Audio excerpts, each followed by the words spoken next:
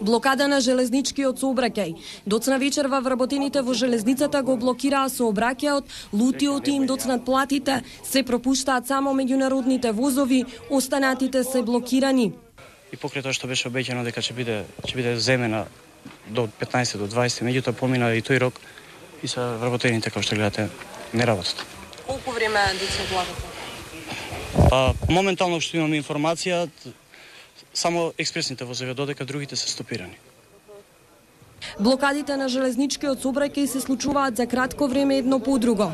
Железничарите велат оти за да ги земат платите што ги сработеле, мора тоа да го сторат на овој начин, бидејќи веќе со месеци им доцни исплатата. Тајка него, јас сум дошол овека за парче леп.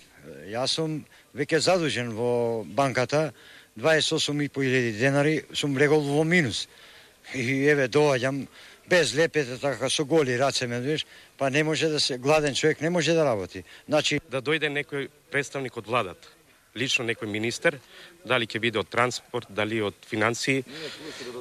Иначе нема да прекинеме затоа што овој проблем се влече наназад веќе неколку месеци. Без пари не може да се работи, никој не работи.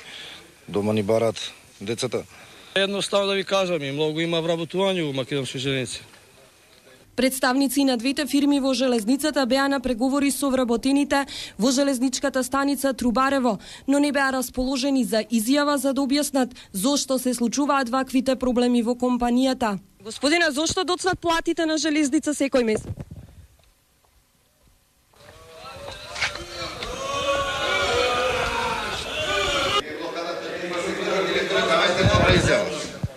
Немој сега да се лажеме.